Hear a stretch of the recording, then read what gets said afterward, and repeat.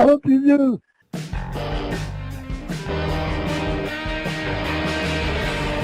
Rob Van Dam! Rob Van Dam! Rob Van Dam!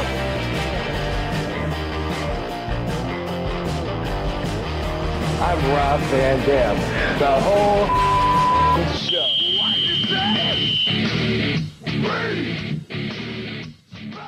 We're here. Okay. I gotta check this intro out. It's like laggy on my end all the time. But it's a Thursday night. That means it's trash night. But it also means it's one of a kind. With who? It's with RVD. Rob Van Dam. Rob, how are you doing, man? Good, dude. Happy Thursday to you. Happy Thursday. Thankful Thursday, Dominator. Yeah. Thankful for you, bro. Thanks. I'm thankful for you too, Rob. It's so nice to be here with you. It's very windy in Pittsburgh right now. Hopefully, yeah, you're setting the chaos for me. Hopefully, we'll be good for the show. If we cut out, that's the end of the show for this week because I won't have power probably. Hey, it won't be the first time. At least we're seasoned vets at this. We know what to do. Yeah, we can figure it out one way or another for sure. But we're live. We're live here on RVDTV.com on Rob Van Dam's YouTube channel as well. So be sure to like, subscribe to both of those. And hey, we're live on RVD's X account too. So if you have questions, feel free to chime on in. Use the super chat. That will definitely get them asked. I always try to keep my eyes peeled. But shout out to some folks in the chat here. Michael Valonio is in the house. Triple E's in the house. Scuba Steve. Cal Z, the Mafia expert, along with RVD. And then we got Ricky Jordan, Maddie Marijuana, our boy Maddie, Steve Soleil, and much, much more. So, guys, get your questions in. And you can do the super chats, Steve, at RVDTV.com. They're accessible. I think you can do them at Rob Van Dam's YouTube channel. And I wonder if Kyle Z is aware that there's a movie on the DeMeo crew. I mentioned it last week, but I didn't know until last week. I just stumbled across it. It was made in 2023. And we talked about it, but I didn't see if he responded by, I know that's where I get all my shit from, or, Yeah. Inside Man, it's called. Not the Denzel Washington 2006 movie, but Inside Man 2023, which, by the way, made by the same guy that made Mob Cops, which I'm watching right now. I'm halfway through. I was watching it in the gym before the podcast, and I'm about halfway through, and I like it. I like that guy's work. How's David Arquette in it so far?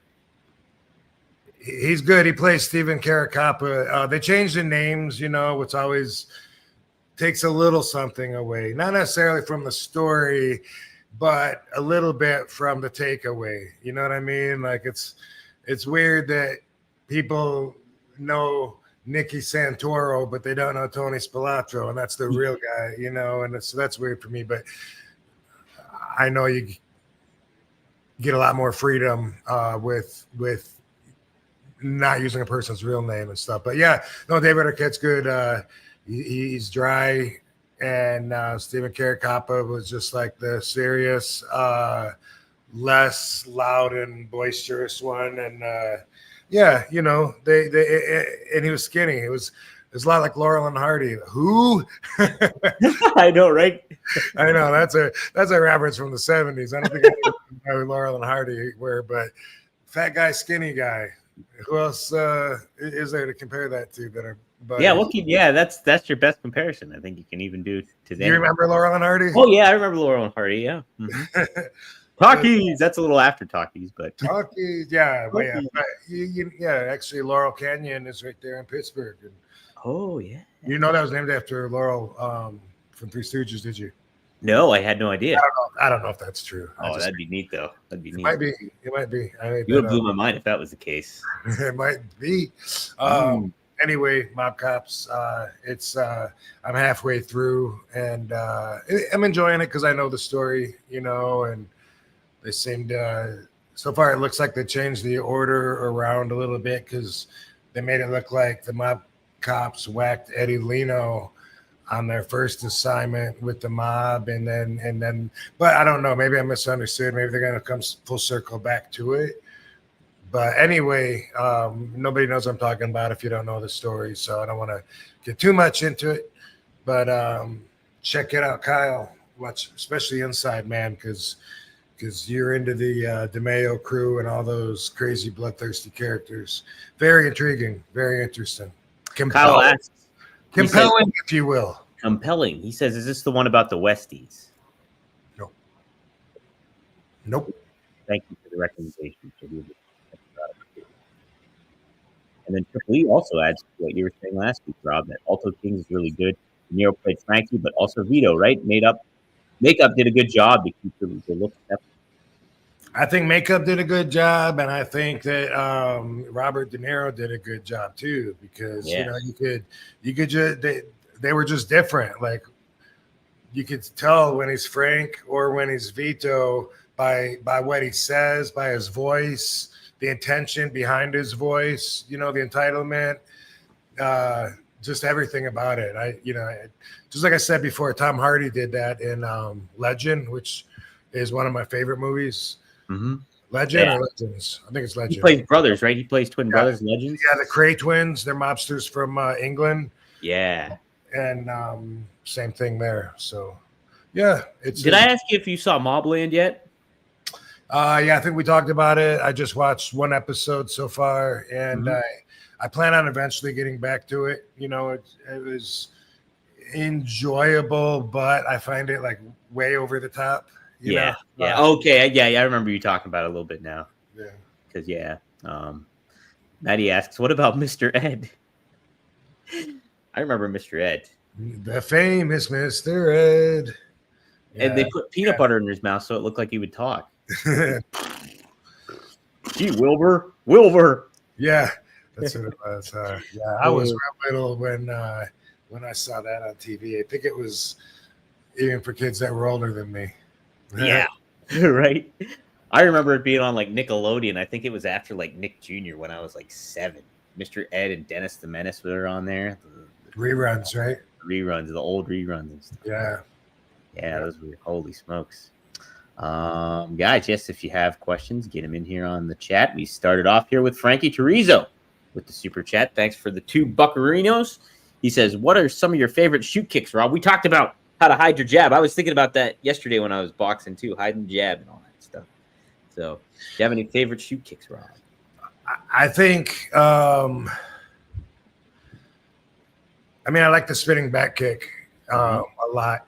But I think maybe my favorite, if I had to pick a favorite, would be a step behind side kick, and that's not one that's not one that you normally hide, but it's one for like power if you can get it in, and like when you step one foot behind the other one when you're facing one way, the way that it spins your hip forward and brings your ass and your quadricep and hamstrings into play. It sets you up so that when you kick, it's a very powerful kick. I remember when we were kids watching the movie. Let me see. I don't want anyone to. I don't want to spoil it. Best of the Best. Do you know that movie? No. Who's in that? See, I grew up on all these fight movies. Anyway, it was a Taekwondo tournament, big, action-packed movie. And I remember, even like before I was trained, watching that and mimicking the power that the guy had. It was the Asian heel / baby face in the movie, but I can't remember where he kicked, if it was a pad in training or what, but even though it was acting, I was like, whoa, that was he sent that guy flying. And I had to mimic it and learn how he moved his body to get it. And the reason a spinning back kick is a lot like a step behind side kick is because like as soon as I spin 180 degrees, I'm in the same position as if I was doing a step behind side. So that one, I don't know if I can explain with just words. If it makes sense, then it should make sense. You just pivot your feet, and when you look over your shoulder, now you've twisted your body in such a way that your foot is behind your other foot anyway, and it's basically from that point boom, a side kick. But the way you throw your body into the step, the way that you have all the momentum, and then you have your leg, and the leg is like the most powerful muscle in your whole body. So you have that to separate you from the target that you've just launched your body into. And then you got your leg to go bam and straighten out and kick. I always like that kick because it's so powerful. It's not something that you can just block, like when I watch wrestling, when someone does a super kick, it's not the exact same thing, as a step behind side kick, but it's a variation of it. Mm-hmm. And because of that, I hate it when someone will do like a super kick and then the person like puts their hand up and just blocks it or catches their foot, because you couldn't do that with a really powerful kick coming, So yeah. That one always strikes me as like, oh, yeah, man, let me give this guy a step behind side kick and see him catch it. Because I used to have the people like have the pads and like lean into it and everything, bigger guys than me when I was really working on power. And I'd be hard as I could, boom, and send them back, flying off their base. And then it's, wow, that could do so much damage in a real fight, but yeah. But in a real fight or a kickboxing match, it would always end up more like a super kick because you want to get it in there and you don't want to telegraph it. And so you can't go as powerful. You got to make up for some of that with speed, body movement, snap. And so, so it's more for like, I guess when you can get it in, just like a big roundhouse punch, hey, if you can get it in, sure, that's going to be your hardest one. If you can do a running start, hey, if you can get it in. It's like a crow hop, like when you're throwing or trying to give it a punch. Yeah. But it's funny when you watch someone a duck it and the person falls on their face because that was their whole plan, was like, I'm going to knock his head off his shoulders.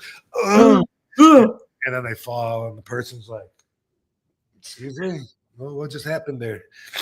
Okay, so this is a non-athlete question. So okay, you obviously were born with strong legs. You never really had to do leg workouts, stuff like that. Mom says I got him from her. Yeah. Oh, really? Mrs. Zat. Well, that's so how much of an adjustment was that to kind of like get that kicking strength? Because I can't kick for shit. So it's like hard for me to kind of think about that, where it's even hard for me to throw like a good punch, I think. And that's even taking a lot of time too, to kind of be mindful of that. But how I think that's all in the training though. You know what I mean? Like you say that, but if you had like a boxing coach that was going over and showing you what to do and stuff, you'd pick it right up probably. Right? Yeah. Yeah. Mm-hmm. So did it come naturally to you, I guess, is kind of what I'm saying? Like putting leg strength in and getting those kicks out, or did that take a while to kind of get your body attuned to that? No, I think the strength was there. And then I was made aware early on, like I think junior in high school, I think is when I had the health and fitness class. And that's when I was learning about the importance of flexibility and learning that if I wanted to put muscle on and put size on, I was going to lose flexibility unless I kept stretching and working on that while I was working on the other, on putting mass on. And so I always had that in mind, and then had good training. Like I said, I used to imitate what I saw on TV a lot. So I already had like a lot of the movements down, at least to an extent, even if they weren't perfect, just like with wrestling, a couple brothers that grow up wrestling in the front yard, they have a huge advantage. They're way ahead over somebody that shows up at a wrestling school like, okay, headlock, what's that now? You know what I mean? Like, yeah. So yeah, I was already running up the trees and doing backflips and all that stuff, and I wasn't trained on that. But so then when I started training with actually kickboxing, which was all about the power, you know what I mean? Yeah. Then I started finding that I had certain gifts, certain things that were natural for me, and just like with squats, which seems like it was roughly about the same time too, that I was lifting weights with Tom Bennett, and he was saying, man, you must have been made for squats, because that is perfect. Watching my form. Tom Bennett, he was the big guy that you were friends with, right? Yeah. Yeah, The yeah. guy that said, "See you." Yeah. Noticed that. Yeah. Guy that introduced us to the Sheik. He was a big power lifter. Still is.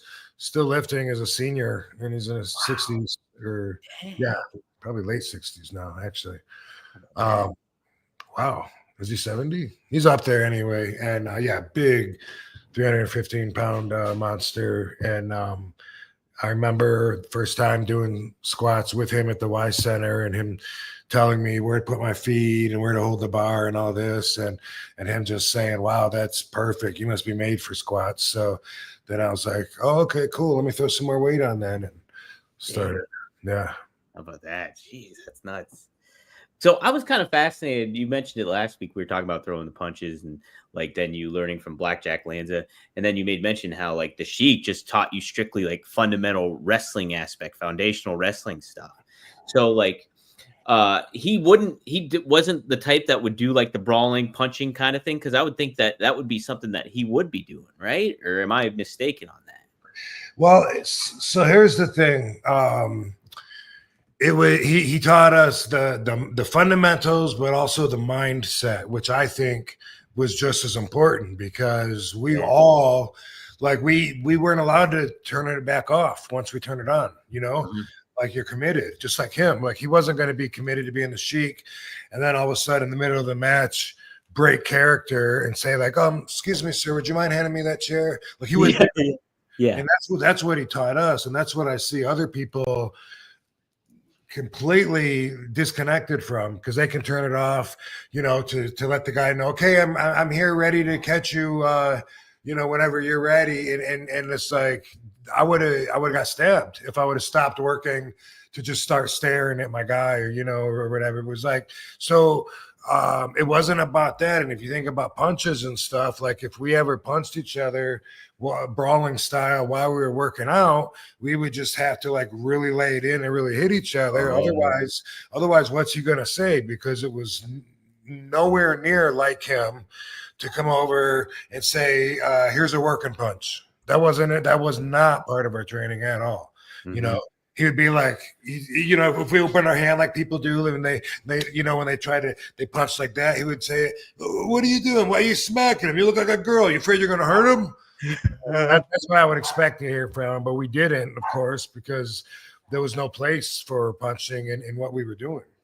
Yeah, okay, that makes a lot more sense then. Yeah, like he's teaching you like the real aspect of throw him down, jump on him, try and pin him. Yeah. Fucking try to pin him. Yeah, exactly. That makes plenty sense now.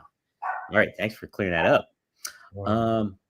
Carrie, let me know. We'll do this one here. I know there's another super chat. Oh, this is a good question. Gem the Dawn. He's right here. She thinks you're in the garage. I opened up the garage, so she knows I'm expecting someone. Oh, okay. Gem the Dawn here. If you were a giant, what would your finishers be? If you were a giant. That's an interesting question.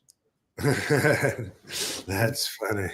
If you were a tree, what kind of tree would you be? I'd be a pine tree.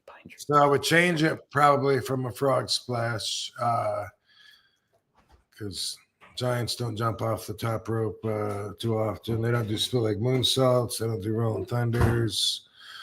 Know your realm. That's what you said. Right.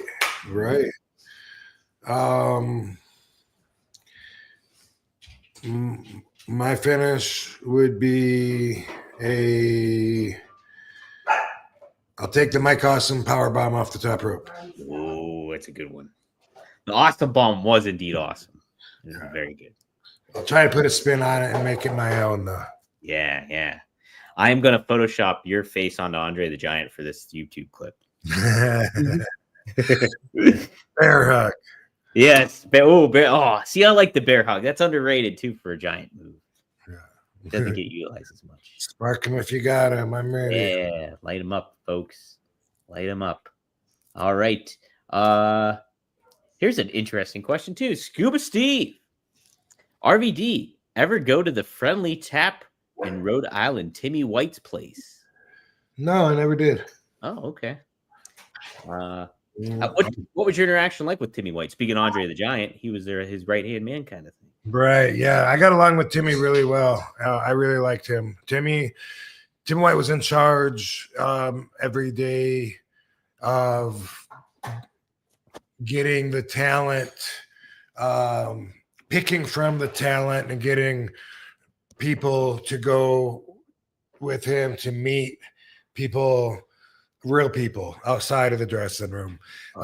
Contest winners like with the radio, and also like Make-A-Wish, things like that. So yeah, Tim White would come in, and I would always volunteer. I was always like, get me out of here, Seriously, I was in the dressing room, like, yeah, let me leave this, boom, happily pick me right here. And so much that after a while, he would say, well, let me try and give someone else a chance, Robert. Let me get someone else. We've been using you a lot lately. And I'll go. It's fine. Yeah, a lot of the other people didn't like doing it. Like they thought that it was a pain in the ass, something extra they had to do to pull them outside of their bubble. And that, for me, I always liked that. I would, on my own, a lot of times I would leave and just go to the parking lot in the back of the arena and go up to the fence just to sign autographs, take pictures, because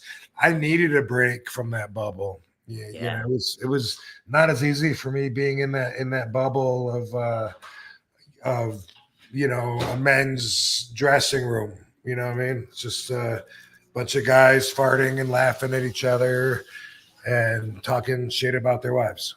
Yeah.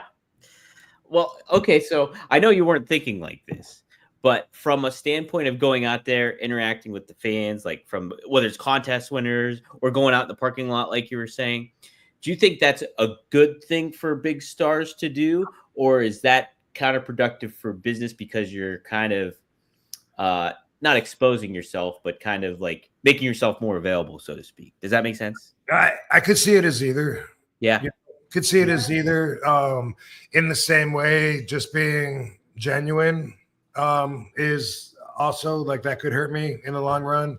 Having my own values and not being a good puppet or soldier for the cause, not being someone that other people can fill up with their agenda and values and throw out there to represent them. Like anything that I do in the long run, I love that people remember me for that. And they'll say, dude, you're the realest, man. I always remember you were the only guy that would come out, and meet, sign for it. So for me, that's worth it. If it was more important for me to do everything possible to try to focus on getting ahead, star ascension, then I would, maybe reprioritize. Yeah.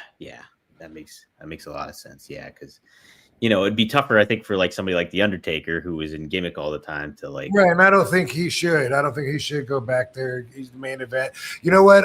Part of it was too, like in the dressing room with all those egos and stuff. I could just be just another wrestler. I don't even know how much the other guys respect me. Maybe I'm just competition. Maybe they don't even look up to me. Maybe it's Undertaker and Hunter and I don't know who else here getting dressed. Maybe they look down at me and think that I'm a curtain jerker or mid-card or whatever. I go out there to the parking lot, get a little test of feedback from the real world, and out there they can make me feel like I'm the greatest. RVD, they love me. Guess what? I get to feel like a big star, even if the program is not consistent with that. That's a good point too, because like you're in that political scheme of like, hey, you don't have control of necessarily where you're at on the card sometimes and what kind of match you're in, and then you fucking get out there and you hear like the crowd, hey, all right, no, that validates, and like not in like, I'm doing what I'm doing, man, and the crowd wants to see me, so that's good. It's like a good refresher kind of thing. Yeah. I mean, it's a little extra validation and it's from a source that means something different and means maybe even more than getting it from the other guys in the dressing room that are, Absolutely. Ego heads. Yeah, absolutely. Definitely. Everybody's in their own bubble kind of thing too when Yeah. you're just in the dressing room, you're in that wrestling ecoscape. Yeah. Here's another question from Ricky Jordan. Thanks for the $5, Ricky. How cool did it feel to come out to your WWE intro when the pyro went off? And were there any accidents? Hey, DB. I could be eating my dogs. Did you hear that? No. Hey. I don't remember any accidents. I remember like one time that was close, like I jumped up in the corner and did one of these things in the second rope. As soon as I jumped off, Kane's pyro went off out of the corner. Uh-huh. And that was a big deal because everyone was like, "Oh my God, you look like we were like, get down from there," and everybody panicked but me because I didn't know it was coming. Yeah. But besides that, I wasn't a fan of the pyro. Hey, DB. Hi, Robbie. I wasn't a big fan of the pyro. And I get it now. It's part of the presentation. And if you're a fan thinking like, wow, that'd be so cool to be a wrestler, then you probably imagine coming out with a bunch of bright lights and stuff like that. As I mentioned, part of Sheik's training was not traditional. And in another way that it wasn't, I didn't get taught to do TV wrestling. Yeah. I was taught to wrestle, and throughout my whole career, like I never, I would have to think about camera angles sometimes. It wasn't just like second nature. Like people that get trained, like they as soon as they learn to lock up, they're like, okay, now which way is the camera? And that's not at all how I was trained. Years and years of experience before I got on or got used to the TVs and started, adapting that. So even with the pyro, if you remember when I did the speech in the ECW One Night Stand, the first one, 2005, one of the things I said, and I was pointing out JBL and all the guys sitting up there in SmackDown, the SmackDown guys, and I was saying is my first shoot promo that anyone in WWE had heard, speaking from my heart, and I said, we don't need you motherfuckers up there. We don't need all the bright lights and fucking, we don't need any of that shit. Just give us one night to be ourselves. Do you remember that? Yeah, yeah. Mm-hmm. That's what I meant by that, was like the pyro, the bright lights. And now, I mean, holy shit, like it looks like the entrances cost $1 million, Right. I saw a couple that were incredible. One of them was the Barbie house. Holy fuck. Oh, yeah. Yeah. But then there was a couple other ones like that. That wasn't part of my training. It wasn't part of something I wanted. That wasn't something that I yearned for, was to have a really cool entrance that made me look cool. I just wanted to fucking go out there and wrestle. And I always felt like my pyro was lame. I felt like it looked like sparklers compared to everyone else, Yeah, yeah. Everyone else, big deal, whoa. And then when mine would come out, it'd be like, and it was just, it looked like sparklers that would just fall down, and it burnt my eyes. I would come through. That was a big problem a lot when I was in WWE. I would come through, and I'd be like, fuck. By the time I'm getting to the ring, I'm grabbing either Lillian Garcia or sometimes it'd be, Kyoto? sometimes it would be Kyoto, the referee, and also the ring announcer. That's Justin. Justin Roberts? Sometimes I would grab him, and it burnt so bad that I complained about it one time. And I can't remember what they did. They modified it or something to try to change it. But I always thought like that's one of the things I didn't understand, was like, you put $10,000 into one guy's entrance, and then you put $10 into another guy's entrance. How's there not supposed to be a comparison made? How's there not supposed to be, envy and competitive fucking ugly feelings about it? I never could understand that. Just like with the posters, at the airport when you come in for WrestleMania and everyone's got their posters stringing down. I'd be like, there's no RVD poster. Like, how am I supposed to just be like, oh, that's cool? You know, like I always felt like it's somebody's choice, you know, but it never stopped. You know, how come he's doing the commercials? You know, how come they pick those guys to do the commercials and do the movies? And how come they never pick me? And then when I get a part on my own, they turn it down. You know, like there's always things like that. And that's where the politics are. And the politics are when they have their own agenda that you can't describe with straight up business. And then decisions are made to follow that agenda that's beneath the surface. Yeah. There's so many different layers, and it's a matter of like, association too. It's like maybe if somebody else got a certain role, hey, we would embrace it a little bit more. But then like somebody else, no, we need you for this. Or I also remember too when Batista came back, 2014, 2014 maybe it was. Either way, he was in Guardians of the Galaxy, and it was the first one of that. And it was like WrestleMania. He was part of Triple H and Randy Orton and all that stuff. But they didn't announce or promote that movie whatsoever. And then it took off like gangbusters after the fact. It like became a blockbuster hit. And like obviously like just changed his whole career. So like I always kind of consider that too when I'm thinking about the movie roles and, you know, all that stuff coming into play too. And yeah, it's pretty wild. Even like if there'd be like a celebrity, which I've always been, I don't want to say disappointed, but it's always irked me a little bit, like when they have celebrities come in and then wrestle and then make it look like anybody can do it. You know, Jeremy Piven comes in and does a crossbody off the top rope, and you know, Jon Stewart, he was another one. Okay, yeah. So all of that, like always, like was cringy to me. But when a celebrity would come in and do something, a vignette, you know, a little skit with the wrestlers, same thing. I always wondered, like, well, how did they get picked? You know, and people would even be like, wait, Snoop Dogg's here and they didn't do anything with Rob, they're missing the boat. It's like, how do they decide, you know, no, we want Snoop Dogg to do something with Cena or whatever it is, you know what I mean? And it's all, I mean, that's where politics come in, but that's something that I've never enjoyed about the business was the politics. Yo, I bet it would drive you nuts. And it's like, if you have a creative mind and you have your own ideas and, you know, it makes sense. And it also logistically makes sense. Like RVD and Snoop Dogg, and it doesn't happen. You're like, what the F? Were you around when Bob Barker was the guest host? I can't remember if you. I don't think you were. I don't think. No, but I remember he was at WrestleMania one time when I was. It was one of the first ones, like WrestleMania 2 or 3, maybe 3. Oh, really?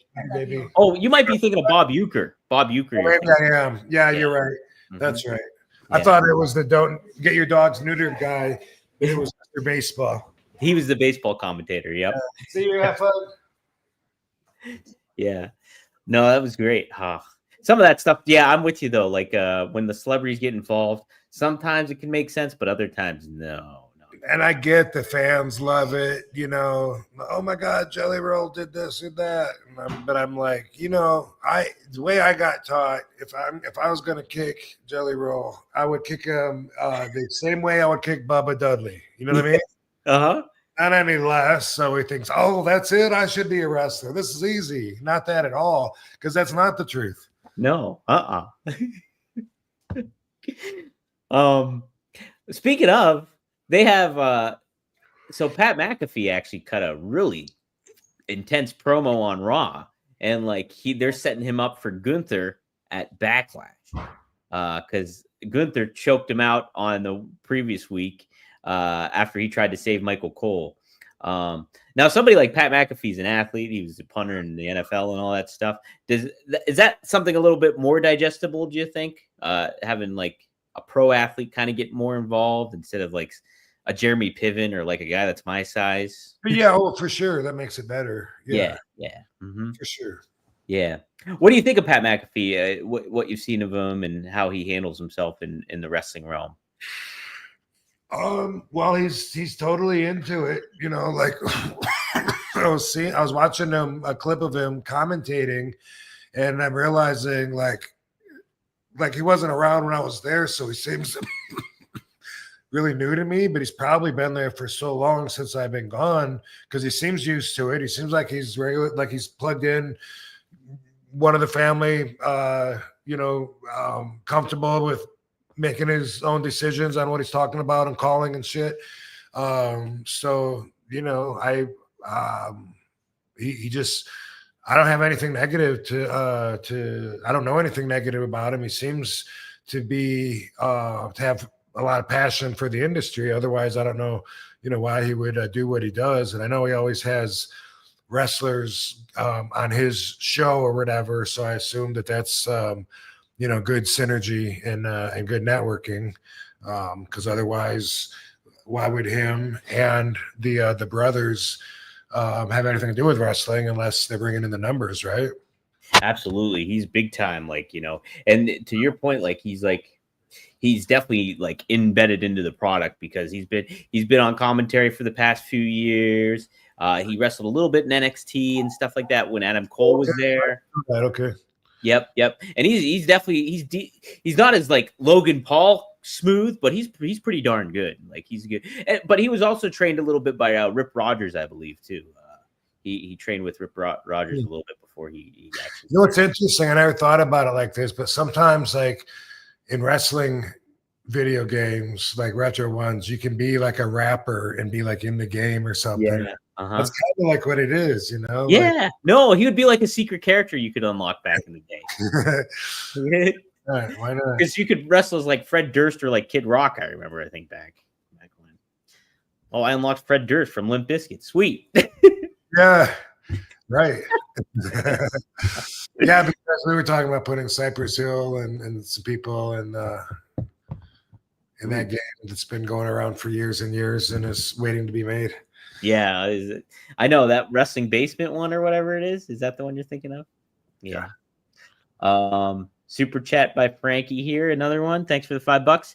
They say that if Triple H put you over in the 2002 pay-per-view title match, you would have been a permanent main eventer. What are your thoughts about all that back in 2002, Rob, when you're right in the competitive grind? I think back then I didn't have the right relationship with the office. Mm-hmm. And I think that's an important factor too. Like you can't be the champion and be an outsider and you know, not behind the curtain.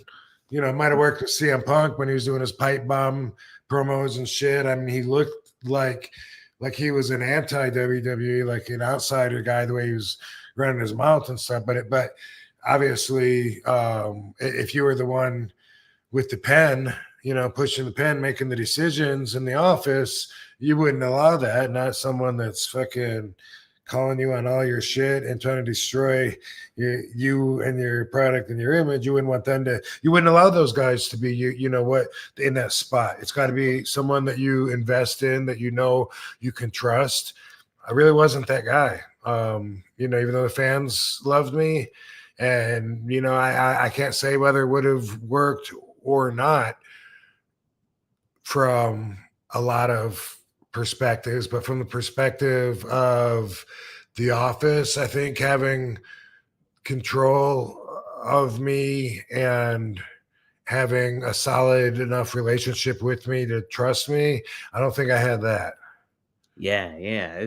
Well, you talk about it too, like how, you know, just you going there and Austin saying like, oh, they're going to strap a rocket on your back and all that kind of thing. And then Patterson saying what he said to you too in the bathroom or whatever. And like, you're like, what? And like that kind of stuff. It's just like, yeah, it didn't necessarily, just the time frame wasn't lining up, and you know, every aspect like that. What else was I going to say about that? Yeah, that was, you're going to make a lot of money here, kid. That's what it was. Yeah. You say so. You say so. And you show me the money. Show me the money. That's what I meant. Yeah. Another super chat. Did we get them all yet? Oh, this one is for me, I guess. Jim, Dom, what's your entrance theme slash finisher? Spark it. I'd probably do, I don't know. Maybe probably like I would do Offspring, I think, one of the Offspring songs. And then I would have my finisher would be, I'll do the Doors, Break On Through the Other Side. And then my finisher would be a flatliner. I like the flatliner. So there we go. That could be something I could try to pull off, even though I would hurt myself. And what's the flatliner? That's where you like grab them by the front and you hook your leg around their leg and then you fall backwards. Like a Russian leg sweep? Like a reverse Russian leg sweep. Like, so his body's facing your arm. Gotcha. His face is facing your arm and you fall back. Like Canyon did that. That was Canyon's finisher. Oh, okay. Yeah. Let's see what else we got here. Oh, something. Let me see if this makes sense. Oh, this is an interesting one. Kieran, we'll get this one. Question for RVD. After your iconic match with Cena at ECW, what was your conversation like with John and Gorilla? Was he pissed or was he pleased with the match and the crowd reaction? Do you remember your conversation with John at all or surrounding all that? No, I don't. But I know he wasn't pissed. Yeah. How could you be, right? Right. No, it was a great match in my opinion, and we both worked really hard, and I'm pretty sure that we were both pleased with the way that it went off. But I don't remember. The wrestlers came out and they were holding me up, celebrating and shit. I doubt very much that John was waiting in Gorilla. He was probably, by the time I made it back there, he was already probably back in the dressing room. I probably had to go look for him. I don't know. Yeah.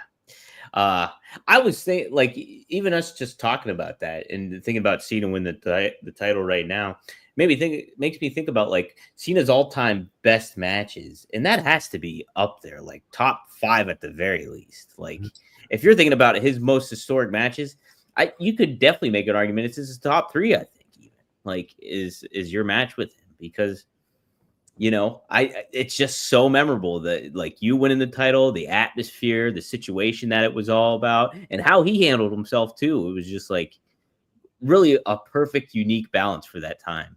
Yeah, it really was. And you'd have to see it to believe it, to really understand it. And of course, if you were there, that's a whole nother level. But just the way that the crowd reacted to every effort on both parts that I did, and every effort of John's as well. It was just like, it was so great. They understood the assignment. Yeah. And I think that's the neat thing too, because I remember like I think definitely tuning in. I don't know if I watched it on the squiggly lines on pay-per-view or what I did exactly. Stole it. Yeah, I could have done that too. But John, like, playing the role, like he embraced that fact that he was going to get booed and everything to that effect. And like in this hostile environment that was not his. And like, still he being that baby face that's kind of like quote unquote being shoved down everybody's throat at the time. And then you're the counterculture of all that too, that fires back those fans were still really, really hungry for. It was, it was just the perfect storm of everything going together right there, I think. Yeah. Yep, absolutely. The entire landscape of the industry changed to fit that moment. Mm-hmm. Yeah, absolutely it did. It really did. Let's see. I got a question here that says, Al McLean wants to ask if I remember wrestling in Glasgow. Yeah. Hey, nice what job. Did RVD? Hey, thanks. What did RVD think about being in Glasgow for ICW, and what was his memories from the time he spent in Scotland? Yeah. Well, it wasn't. I've wrestled in Scotland a number of times. This is cool because it was for the group right there out of Scotland, so it wasn't like I was there with WWE. I feel like maybe I was in a 3-way match, and a little confusing, but of course what stands out in my mind the most was the wrestler named Lionheart, which, yeah, a lot of Americans think of Chris Jericho because Lionheart was his nickname, but there's a wrestler in Scotland named himself Lionheart. I would argue to say maybe he was their top guy. He was the guy that at least part of the ICW was his vision. I mean, he was on top. He's office. He's making it go. He's booking foreigners, and I'm sure he had partners. And so I can't say exactly how they divided up responsibilities and this and that, but he was, he was like their top guy, and he really loved the business. And he could have went on and got himself a lot more worldwide fame. He was interested in coming to the States. I believe I was with TNA at the time when he asked if I knew who to talk to or to send a tape to or whatever, and told him, yeah, I'll look into it. And I hit him a message back a little while later saying, yeah, I ain't forgot about you. I've just been busy, but I'll look into it. And I got one last response from him saying, no problem, I know you're busy. Something to that effect. Yeah. And then he hung himself. Yeah. Yeah. And it's always devastating, like we were just there partying with him. Katie was there. I remember we were all in this nightclub office building, after the matches. There was another American there. I'm not sure who, but I guess it doesn't really matter. But I just remember afterwards, like they were so happy with the way the show went off and with the way the company was doing things, and I did meet his business partners and stuff, of course. And that was the last time I saw him. And I just, it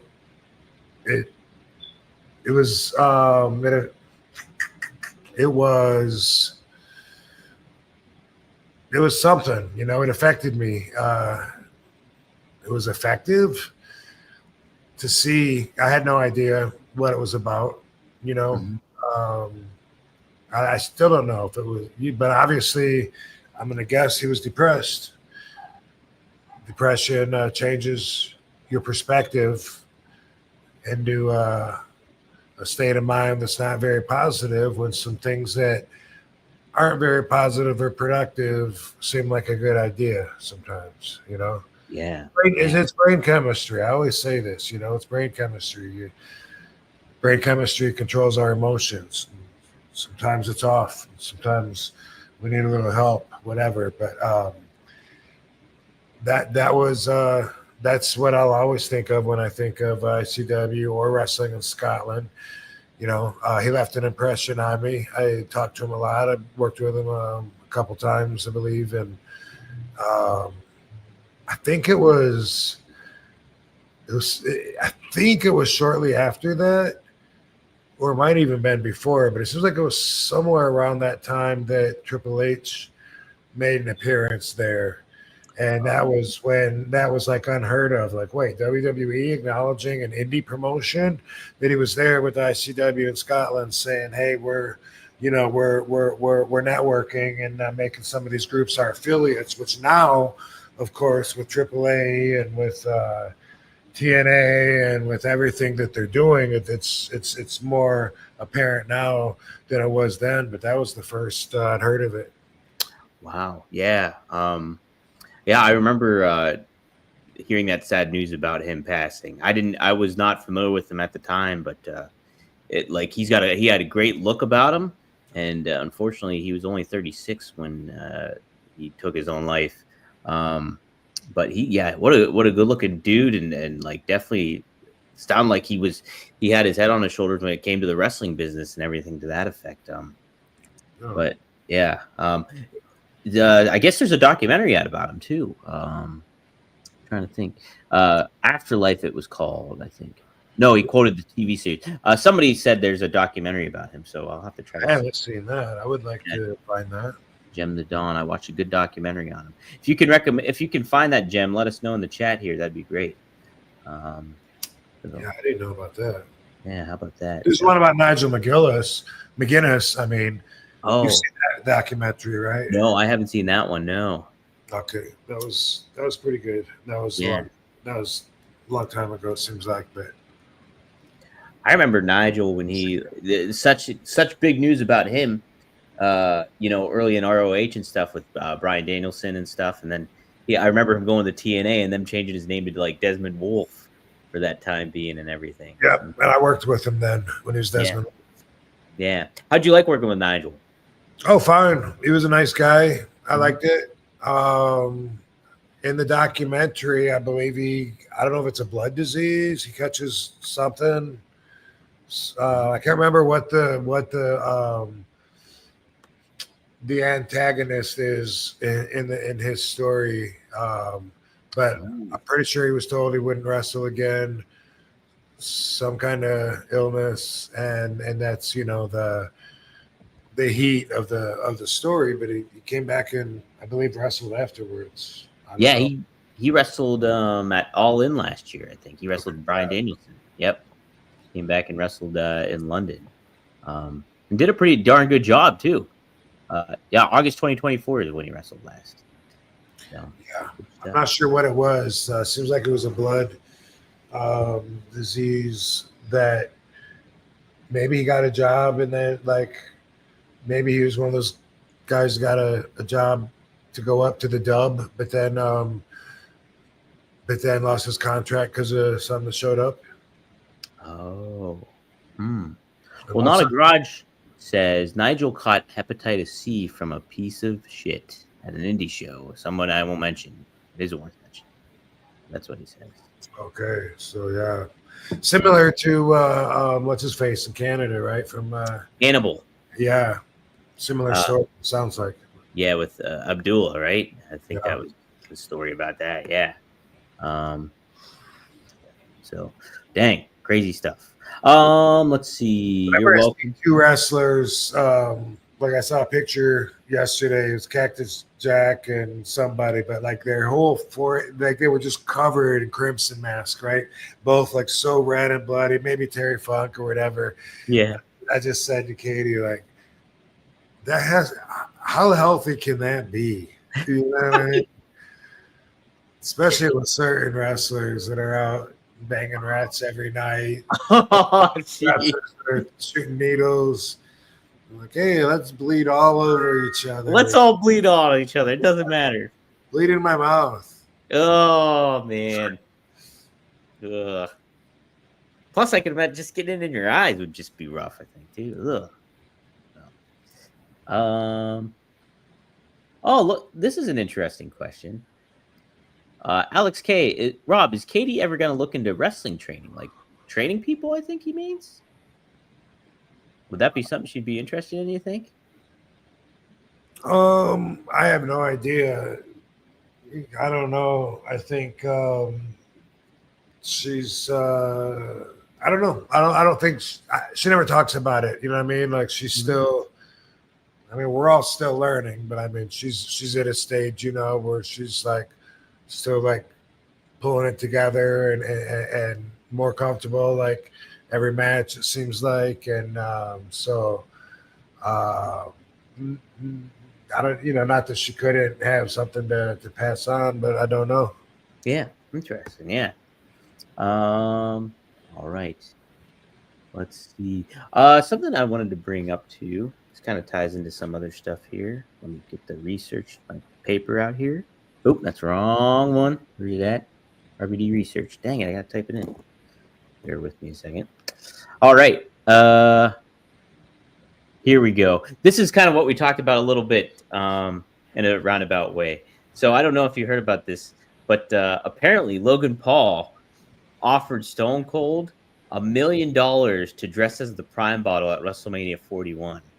And Austin turned down the offer. He said, He said, if he said that, I guess Logan Paul mentioned this on his podcast. So Austin said, if he said that, I'm not going to call him a liar. I just kind of thought it was personal business. Since it's out there, yeah, I turned it down. I'm in the beer business. I don't know anything about his product. I don't know how the ingredients in it, if it's good, if it's bad, or whatever. It wasn't my thing. Yeah, I turned it down because I wasn't into it. It's no disrespect to him and his product.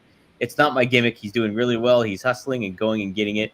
It's more power to him. It wasn't a great fit for Steve Austin. Rob, would you do something like wear a prime bottle, dress up as a prime bottle for $1 million at WrestleMania? Yeah, call me. I just need my arms. I need space to pull my arms out. Be a cool looking bottle. Yeah, it'd be one cool. Imagine giving a Van Terminator in that one. Yeah. Split-legged moonsault as a prime bottle. That'd be great. Yeah. Oh, yeah. Gem the Dawn. So you kind of mentioned a little bit of like waiting for that spot, like a spot and how like that takes you out of it and all that stuff. Gem the Dawn brings this up. Did you guys see that TNA spot where the guy jumped off the height of a Hell in a Cell and nobody caught him? Did you see that, Rob? Yeah, I did. I saw it, and also, was it Ricky Starks or who did the? It's Leon like Slater was the guy that leaped off of it. Oh, yeah. Off. I don't know why I thought that. Well, yeah. Ricky Starks is in NXT, so that this was the TNA Rebellion pay-per-view that this happened at. But I could see how you could kind of mix them up because they do look a little similar, like just by. Okay. Mm-hmm. And I think I heard someone else say that because I saw a couple of YouTube videos talking about it. One Steven of them, Richards? Yeah, saw that one. Mm-hmm. Saw that one. In which to that, I think that's the one where the resolution or the takeaway from that was that he should never trust anybody again, you know? Oh, yeah. Right? Yeah. Is that what Stevie said? I think, well, I know Ricky Morton tweeted about it too. Right. That's right. Thank you. They read Ricky's tweet on when I was seeing James and Stevie talk about it. Mm-hmm. It was Ricky that was saying, the trust might be gone in the business forever or whatever. To that, what I got to say is they call it a high-risk move for a reason. Yeah. Can I criticize the guys that caught him all day long? I hate it when they stop what they're doing and just start staring. Yeah, it's awful. Why can't they choke each other? Something. Dude, yeah, that's a good point, dude. Yeah. Something. I hate that. It's totally, it just tells me that they're not in the mindset, the commitment, like if I do that, I feel like I have like a drunk cell where I got wobbly legs, and I'm like rubber, and I'm like, boom, but anyway, I hate that. And then, yes, they showed it over and over. You can see everybody splitting up, trying not to get hit by it and shit like that. And yeah, you can criticize them. I can criticize them as well. But I'm used to going through my whole career being the one guy, and there's not the only guy, but a lot of times I'm the only guy on the card that's doing these moves. That's why I'm one of a kind, and it was considered high risk. You know what I mean? So I always felt like when I dived down to the floor, I always feel like that's my risk. You know what I mean? And we've talked about some of the guys that were horrible catchers. I mentioned Lance Storm by name. I never took it personally, and I don't know if he intentionally was like, I'm not going to catch Rob, but me and Fonzie would talk. And we'd be like, okay, watch him, like when we know it's coming, we'd be like, watch this. And I remember one time in New Orleans, and boom, I would jump over the rope without touching it. That was, my move, and do the helo, but wham, right on my back, like barely brushed his shoulder. And I knew it was going to happen because that was consistent with him. Like Stevie said, Disco Inferno was. And I felt like, no, you know what? I'm doing this move anyway. And in my mind, I was taking the risk. And so I felt like I wasn't going to give anyone the satisfaction of letting them know that I got hurt, even if I did. That's some of the competitiveness that people don't understand is in the game, But anyway, it was called a high risk, and the risk wasn't on everybody else, I didn't want to hurt them with me doing my dives, but if they weren't comfortable with catching me, I'd want them to say so beforehand, not pretend they were comfortable until they got out there and then fucking leave me hanging. But yeah, the way I see it, it's crazy how everybody does everybody's moves now. And they're taught that in school. They're taught in school to do all the moves that nobody was doing when I broke in. Mm-hmm. Yeah. If I watch kids training right now in a ring in school, they haven't even had a match yet. They're doing moves that nobody was doing back in 1989. Nobody. Jumping over the rope with one leap, landing on the apron, jumping back to the other side, back and forth a few times, up to the top, standing up, straight up on the top rope, maybe squatting on there, fucking everyone's doing moonsaults, hurricane ranas, whatever. It's crazy that they're taught those moves instead of the basics now, instead of the foundation of wrestling and grabbing the guy, headlock, reversal, go behind, armbar. They're taught that instead, and because of that, I guess they're taught that they're supposed to be able to trust everyone else to be able to do their same shit, and that's not a luxury that I ever had. Yeah. Do you think that is a luxury though, or is that because you missing? I mean, obviously it's a trust business where you got to trust one another to do it, but you learning the foundation just seems so much more important, because then later on you can learn the trust aspect of that all when you're doing the high flying stuff a little bit. Or am I off base with that?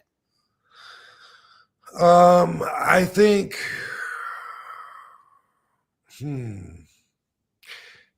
Because if you're just basing it off of moves and orchestration almost, where it's okay, this is what I'm doing, this is what you're doing, we're flipping, I'm doing this, that way. But hey, we don't line up. But if you have the foundation of I'm gonna lock in a headlock and this is what we're doing for a little bit, and then then you kind of recalibrate. I don't know, that just seems more beneficial, right? Instead of because it always comes back to the wrestling, Yeah. Mm-hmm. And you can only get away from it for too long, and you got to get right back to it. At least that's the way that I was trained. But I also feel like because the dives and jumps outside, because that was so rare back then, there was some guys that I know, they were great catchers. Mm-hmm. Other guys, not such great catchers. And some of the guys that weren't great catchers,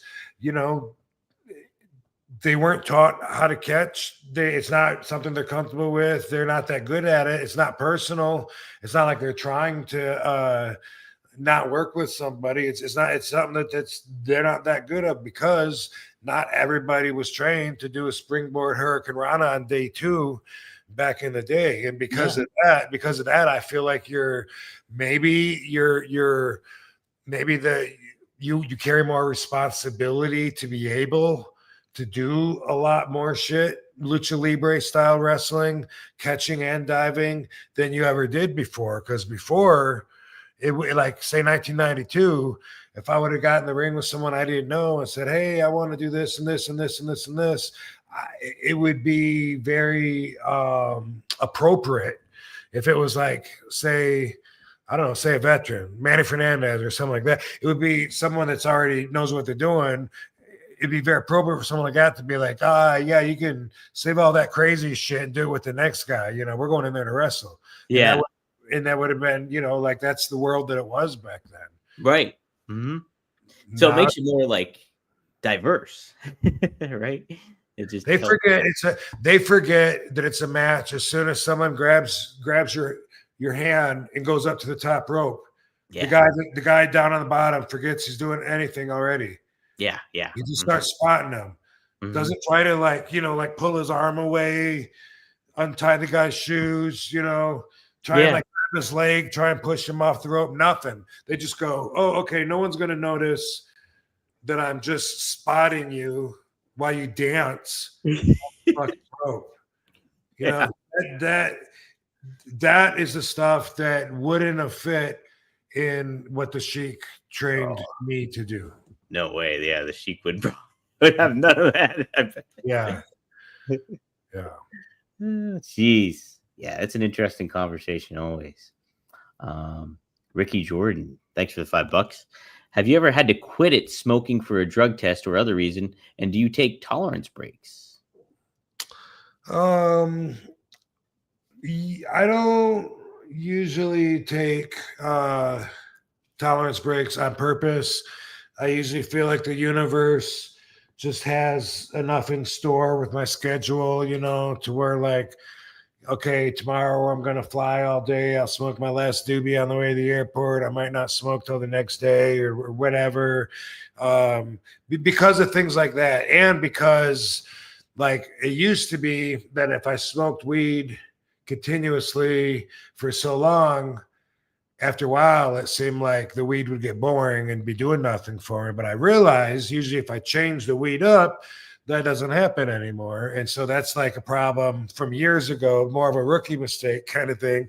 And once in a while, I will get sick of the weed. Like before I'm halfway through with the bag, I'll just get to where I'm like, man, I can't wait to be done with this bag. It's like I'm used to it.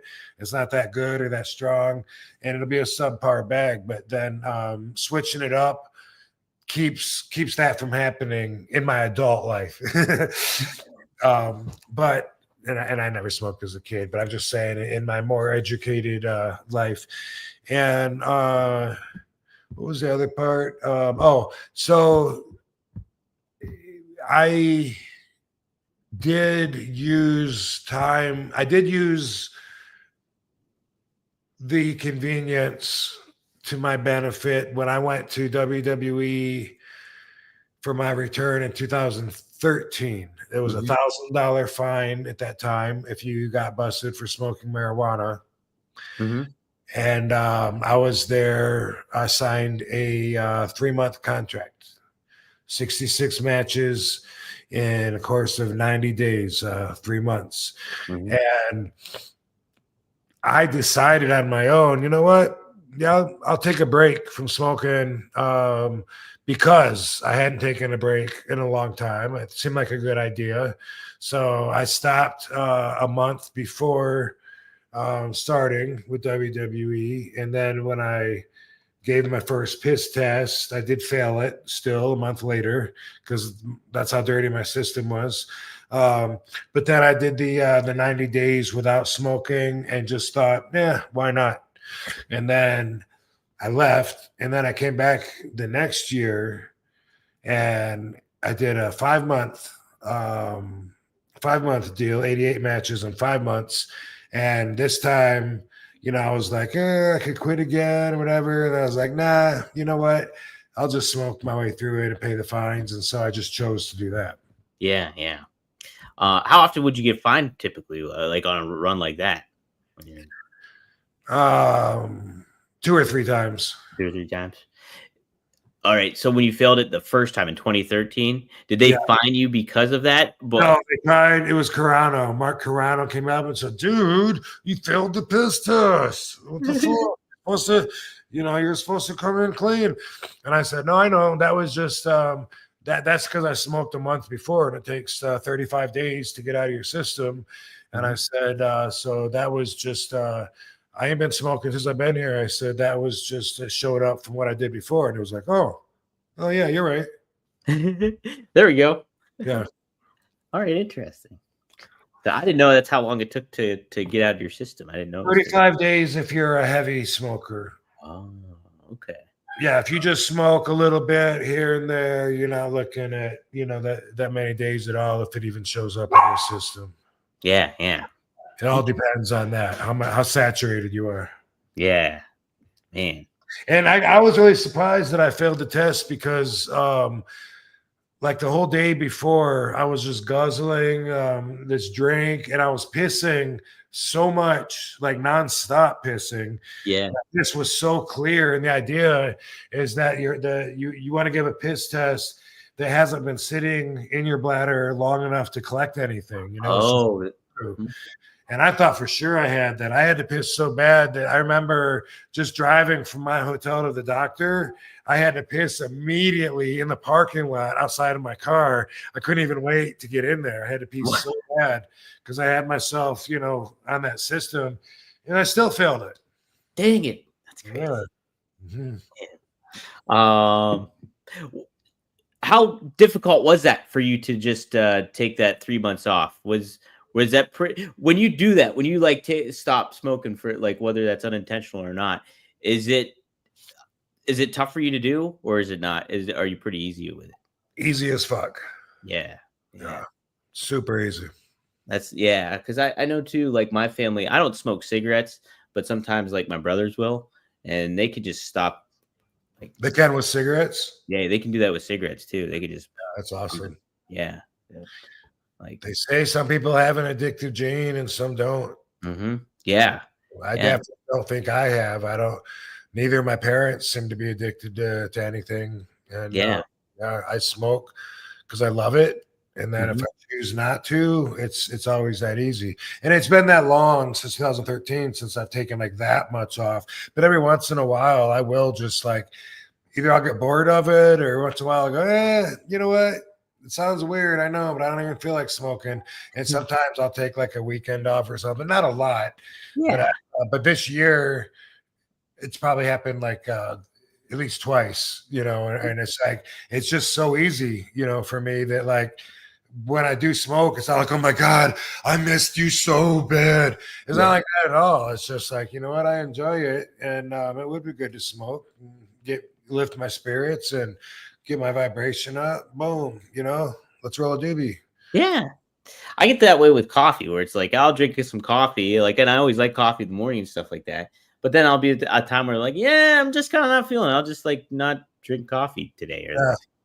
Yeah, same. I drink, I love coffee too. But yeah, once in a while I'll be like, I'll just take a break today. Yeah, give me a black tea or something. I don't know. Maddie asks philosophical. One thing that to add to that, I was surprised that I didn't feel a lot more different not smoking, because I've been smoking consistently for so long, and then taking 4 months off. Certain things that I expected to feel different about, like my amount of energy, I was amazed to realize I didn't feel like I had a lot more energy. Yeah. I didn't feel like I stressed out a whole lot either more, which I thought that I would. But I actually felt like I was more conscious of bigger, longer lists than I normally would be, and I didn't really like that. That wasn't like it could be a pro or a con, Yeah. So you kind of overthought things a little bit more, you think, when you're I think I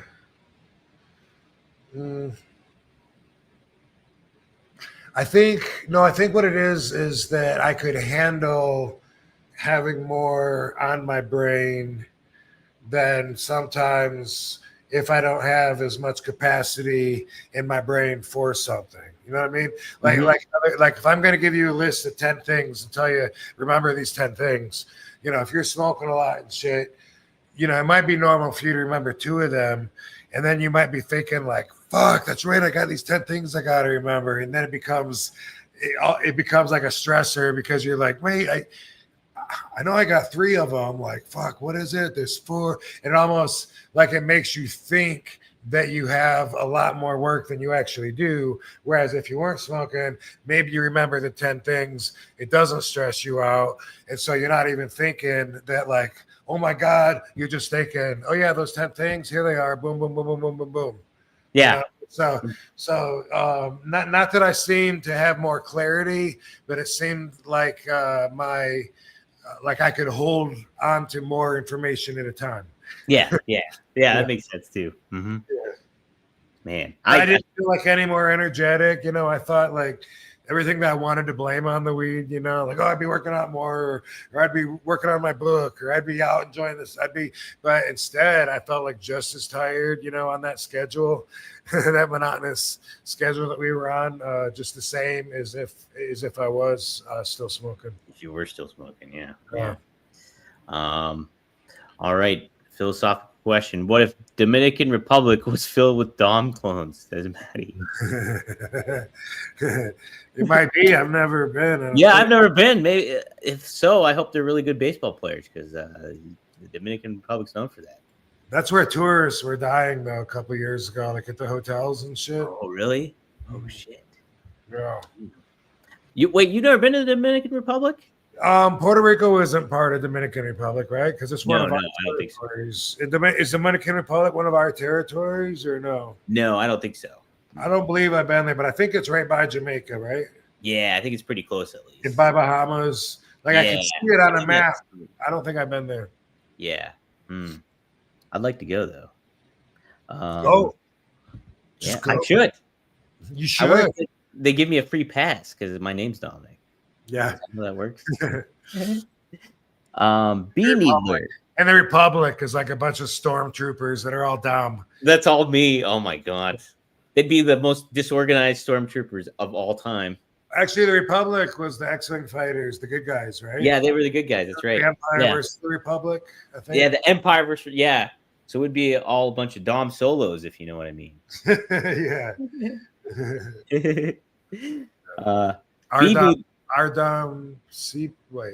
Dom CPO?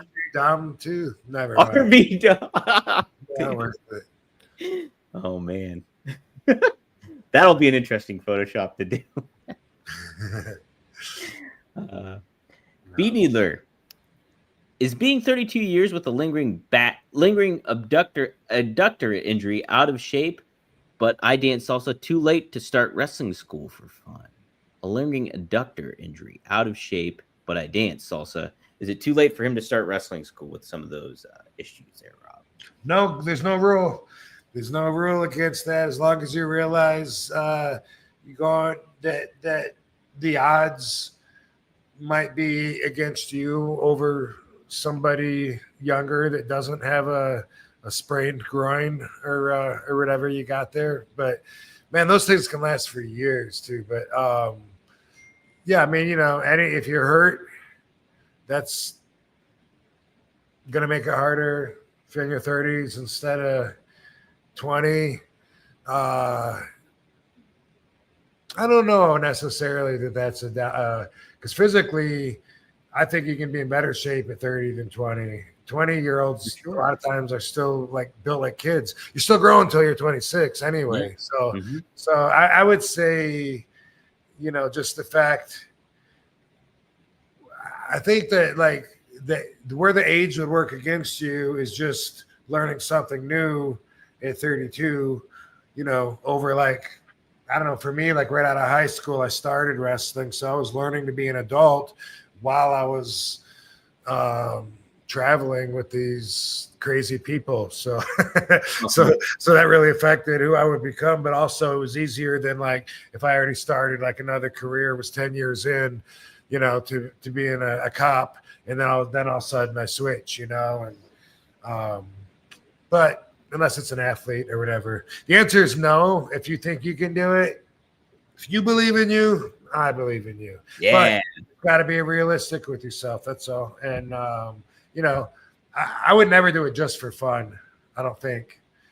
I mean, because it's something that, man, there's such a serious side to it that I don't think I would want to do a career of it just for fun. Maybe local, maybe like a local thing, and maybe getting into like some local shows and maybe even promoting local shows if it's all just fun. But man, can you imagine like getting in the ring with, man, times are changing now, because I'm thinking like getting your ass kicked by like Bob Holly or Chris Benoit, you know, like someone that like respect the business so much that they wanted to smack that smirk off your face, and you're like, but it's fun. I'm having a great time. And it is getting to be more like that, more work-friendly environment, safe for all ages. It is becoming more and more like that, but that is still such a big part of it. I don't see that going away, at least not for generations. Yeah. No, it's there's still that aspect of like, hey, you just think you can come in here and do it kind of thing. There is that aspect. You might not think it's real fun when someone's shitting in your bag. Yeah, that's definitely not riding Space Mountain on that one.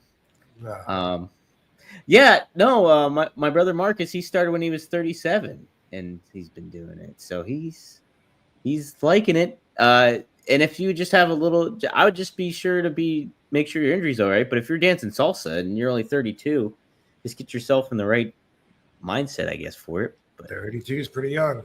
32 is pretty darn young. Absolutely. So give it a spinaroonie, if you will, B. Needler. Let's see here. Okay, brain traumatizer. Been smoking weed every day for 20 years and was an RVD mark before that. LOL. He's right about the strains. Going to the shop, choosing different stuff definitely helps. So there's a lot you don't know when you're just a first level smoker. You know what I mean? I remember when I was smoking shitty weed.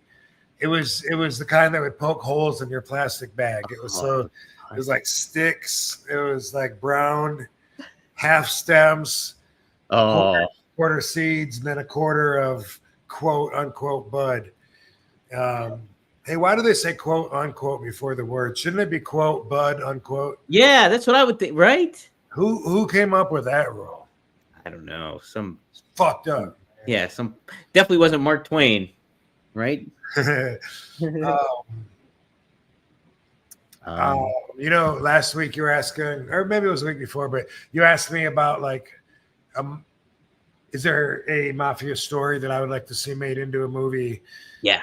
And I very passionately said yes. The story out here in Las Vegas about Crazy Horse 2. Yes. Well, often as I do, I replay some of my conversation in my head later on. It repeats itself and I find mistakes. And I just want to say, because I said, if anyone wants to see this episode on unsolved murders, I said that it was called Death in a Hotel Room, but it's actually, and then I thought about afterwards and I'm like, well, it's a Motel 6, so it's got to be motel, not hotel. So it's Death in a Motel Room. No, Death in a Las Vegas Motel. I don't know if room is on there or not.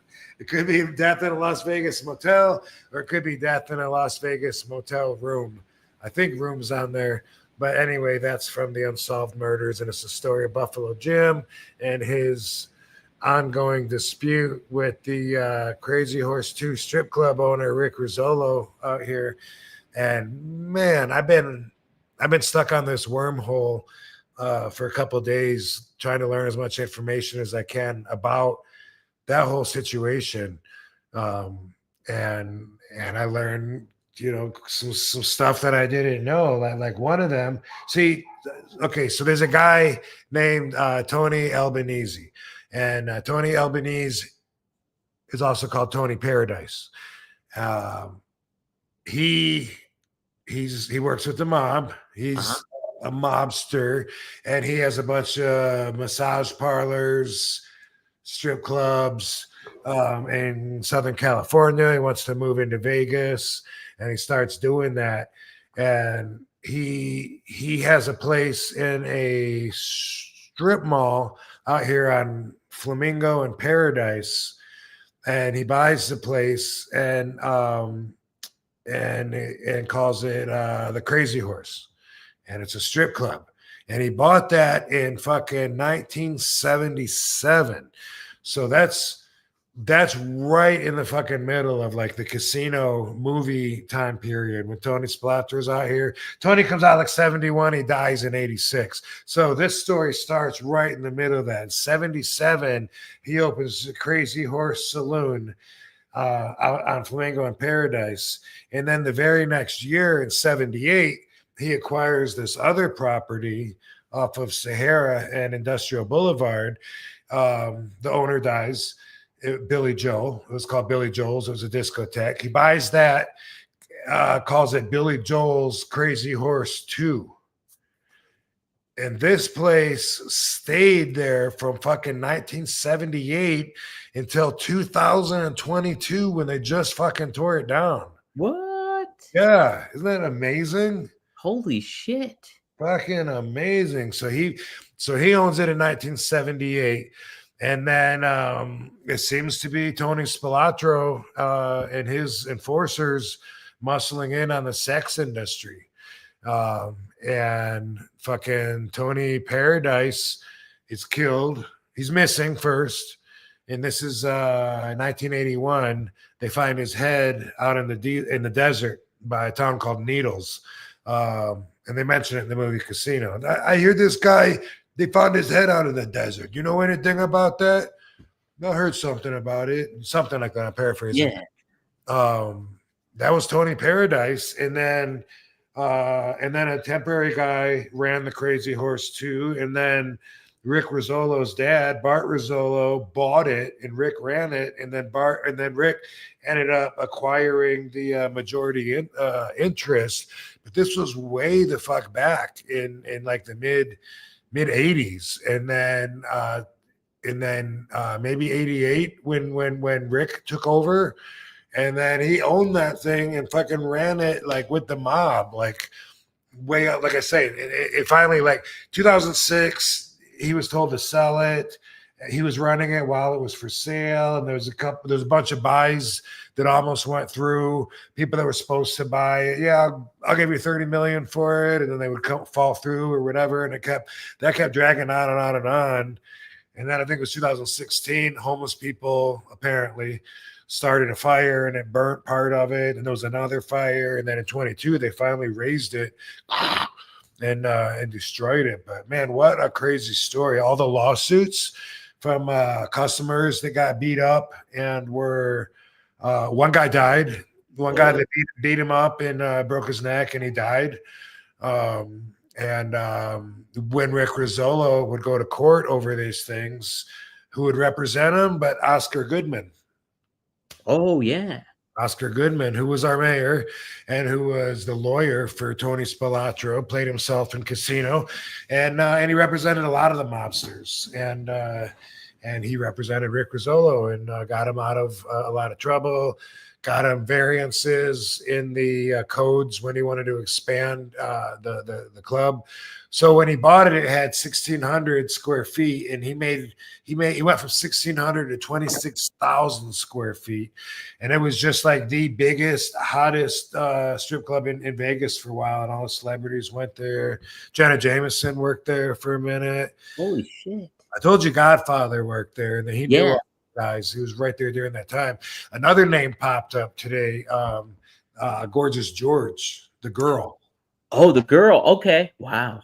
Yeah. Apparently, yeah. Somebody I was reading a comments on one of the things that was posted from years ago, and somebody said in there that they met Gorgeous George in there, and that she was I guess working there or friends with the people that the staff or whatever, the way that it was mentioned. So someone else, I want to pick her head now when I get a chance.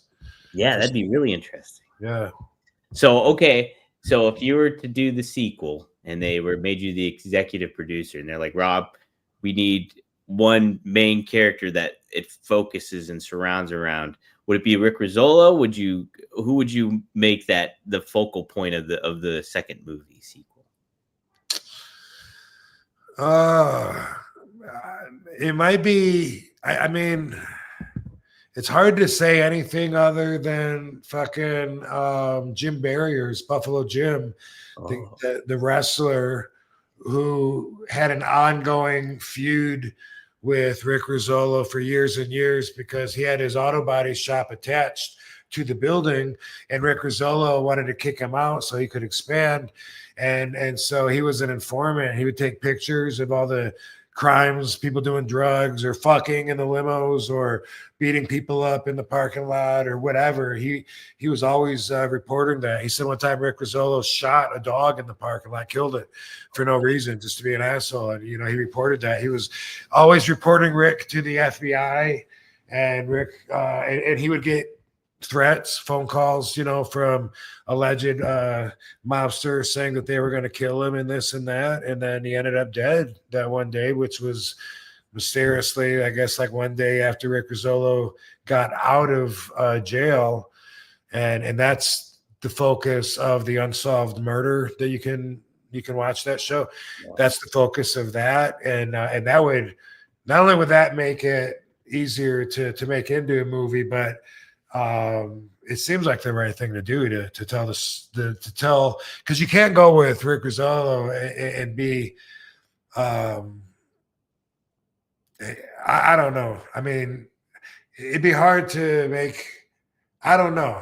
I guess you could do whatever you want and tell any side. It's just hard to consider him being a babyface. It's hard for him to consider even being likable or put in a mood or in the light where he would carry the story as a protagonist. You know what I mean? It seemed like Buffalo Jim would be the guy to go with, and he could or do one of those things where you tell like 3 different stories at the same time. That would be cool. Yeah, that'd be pretty neat too. Yeah, that'd be neat. I'd be all for this movie. 3 different angles. I mean, 3 different things going on that meet in the middle. You know what I mean? Yeah. Like an investigation, because it was the city, Las Vegas City Metro, that was investigating Rick Rizzolo first, and then the FBI got involved and turned it into a RICO case. And then when they got busted, there was like 80 to 100 police officers there, and they said DEA was there, the FBI, the Metro, the IRS, fucking who else was there? Environment Protection Agency. There was like so many different groups there to raid the Crazy Horse 2 and it's take all their records and furniture and everything to try to tear them down. They opened up later on that night though. Like fuck it. Yeah. That's fucking wild though. Man. Jem the Dawn says, imagine getting violently kicked out of the club by the Godfather. Right. Yeah. Man, someday I gotta like really pick his brain on some, I hear some of the same vague stuff from him always, and he's always talking like, man, yeah, sometime.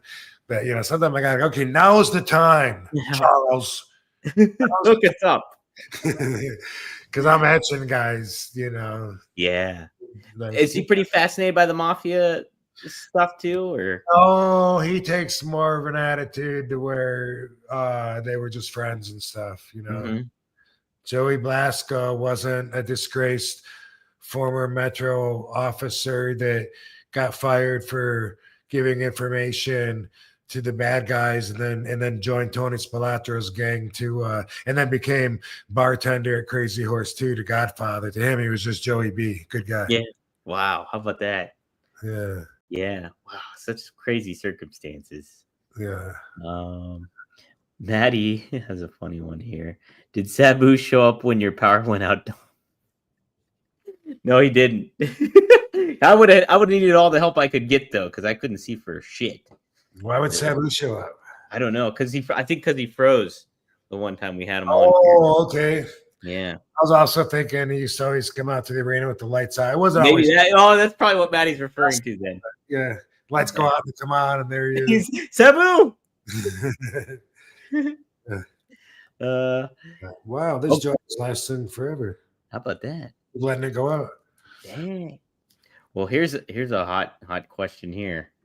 You versus Triple H in real life, who wins? Asks Ricky Jordan.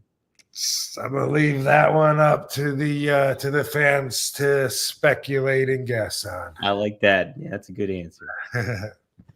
Frankie Teresa with the $2. Do you collect knives or other weapons? What kinds, if so? Yeah, I used to have more of a collection, and then when I moved, I got rid of a bunch of stuff. But I do still have like some knives and swords, and I like it enough to where like it catches my eye if I'm at somewhere. It's usually like flea markety stuff where they have like booths, they have all the cool stuff. There used to be a place in Hollywood I went to that was near the studio when I was doing T Radio V and doing Rob Van Dam Live at the studio. almost across the street. It was on Santa Monica and Vine. There was a place I used to go, and I'd get like every time I'd buy like a new blade and bring it home. And some of them are like hidden, you know, like I got a little statue of like a girl sitting on a pedestal, and you grab the girl and you pull it up, and she's the handle of a blade, and you would never know. And I used to think it was cool to just have stuff like that all around my house to grab, you know, and scare people, scare my friends if they were coming over at the same time. What do you say now, motherfucker? They'd be like, don't do that, Rob. Come on. Oh, hey. But so, yeah, I have a lot of the stuff that from then. I'm not really sure what all I got rid of, but I mean, I'm looking at I have a sword above my sliding door. I think that girl is over there. I see her, the girl that I was talking about in the pedestals in the fireplace. And then around the corner in the TV room, I have a blade hanging on the wall right there within reach. And same thing in my office back here. And then upstairs in the bedroom, I got a couple in the bedroom too, including a hand grip that's got blades, you know, coming out of it. That shit was cool, but also I kind of like having it placed conveniently, like feeling like, you know, in case emergency break glass, that kind of thing. Yeah. Is that your scary letter opener you're talking about? Yeah, actually they all are. They all are. Anytime I open a letter, I'm using one of those things. Just like when you're unboxing stuff, you're like, I'm like, cut away from you, Rob. Exactly. Jeez. All right. That's all I really got, Rob, for today. Here's something I got. You know, all right. Okay, this is the value talk. Ooh. Consider it RVDology if you want, but it's not really structured with a story of how I learned about this or whatever. But I want to go out on a limb and say that one of the reasons that I think mainstream people would consider RVD extreme is because I smoke weed, right? Mm-hmm. Yeah. Okay. So likewise, another reason mainstream media or the mainstream world would think RVD's extreme, maybe a little too extreme. I use adult language, right? Mm-hmm. Yeah. Okay. Thank you. Because that's something that people are going to have to fucking get used to now. I'm always ahead of my time, you know, with a lot of things. I knew pot was going to be legal. I mean, I came up with everybody's moves, the style today, forever ago, in a lot of ways, you know. But one of the ways too is I've always thought that trying to prohibit adult language or censor your free speech in any way just always sounded ridiculous to me. Not if you're in school. If you're like, okay, this is elementary school, you're not allowed to swear, you'll get in trouble. Okay, whatever. I mean, I'm not even sure I agree with that, but okay, whatever. But to be taught that I don't have the right to choose, because when you think about it, fuck, truck, suck. Was saying fuck any worse, you know? And we've talked about this a lot, but for anybody that's not used to this conversation, shouldn't it be the intention that you would want to control, if anything, not the words, because the words don't even mean the same thing in the same languages, right? Mm-hmm. Yeah. So, you know, if I say, you know what, Dom? I'm going to smack the crap out of you next time I see you. That should come across more offensively than if I say, man, Dom, I really fucking enjoy your company, bro. I hope you're doing good. Now, the first one should come across more offensively, but I didn't swear. And that's one of the reasons it's not made sense to me. Using common sense, it should be the intention, if anything, but also you should not have control over the intention of what I say either. And you don't.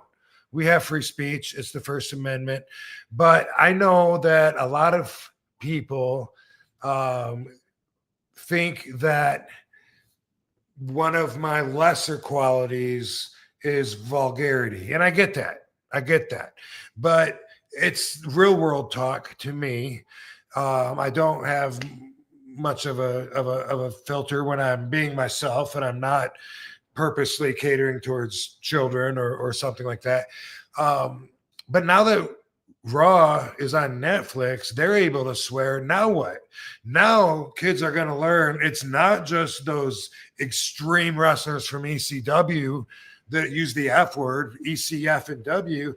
Now they're going to learn all the other wrestlers swear too, because I'm seeing it. They're allowed to say that on Netflix. And guess what? That's going to normalize it. So I just want to point that out. Kids and people that choose to be offended by adult language, they're going to have to get used to it being normalized, because on Monday Night Raw, just like on everything else, you're hearing more and more swear words as the thought of having censored language diminishes. And that's the way that it should be. So I just wanted to point that out, make that a point, that when you're watching Netflix, the guy that you thought might be your favorite because he's so clean cut, I don't care if it's Cody Rhodes, I don't care if it's Jey Uso, whoever, you might hear them say shit or fuck or damn. And I'm just warning you. Well, I've definitely heard Cody say fuck, because he told The Rock, he's like, fuck off, Rock, or whatever it was. I think that was at Elimination Chamber. Now, is that going to crack some people? Are they going to literally like break in half because this is so against their unrealistic beliefs? Yeah. I don't know. Yeah. It's toughen up, Buttercup. That's it.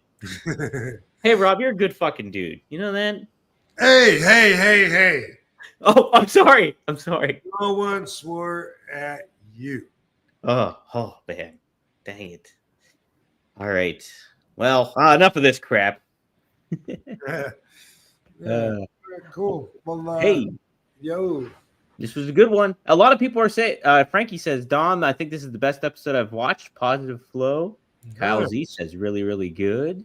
And yeah, Gem the Dawn says, you could say the show is 5 stars. So you did an episode here. How about that? Mission accomplished. Well, I am going to be on the road this weekend for this show in Monroe, Michigan, which is right outside of Detroit. Ooh. It's posted at robvandam.com. I don't know the name of it. It's Rhino's show. Rhino's got something to do with it. Oh. And it's a Friday and Saturday show, but I will be there Saturday only. Saturday only. So it is May 2nd through May 3rd. It is Insane Wrestling, IWR. Insane Wrestling presents. Rhino, Heath, Kurt Angle, Tom Latimer are also there May 2nd and May 3rd. Frenchtown Municipal Complex. So if you have interest, go to www.purplepass.com/IWF1. So there you go.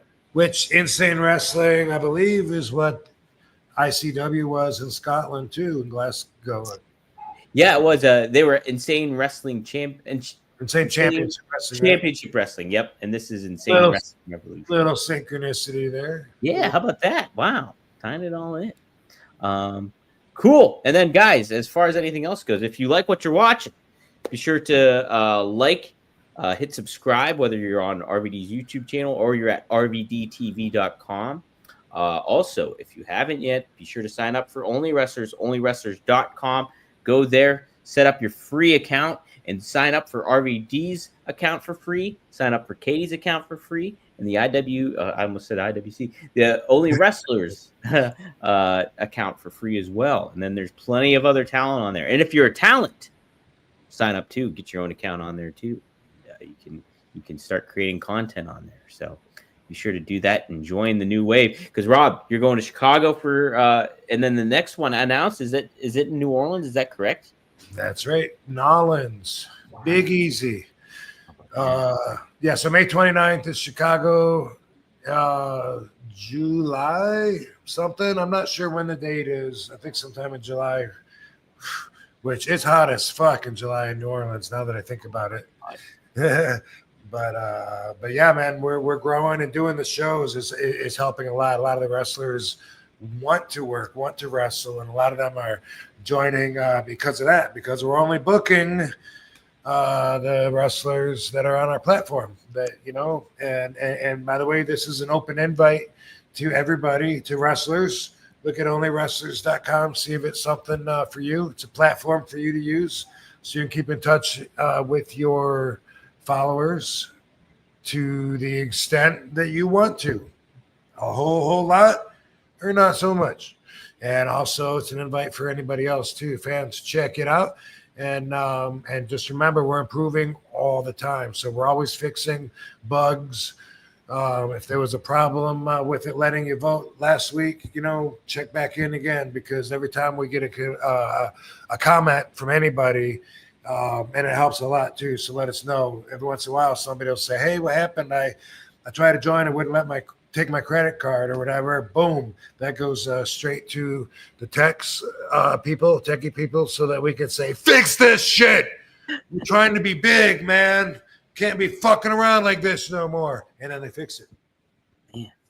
Do you use that language though, Rob? Do you use that language when you do that? Only when I'm on Netflix. Oh, okay, good. They don't. Yeah, they're Indian. I don't know if they know what that means. They might not be familiar.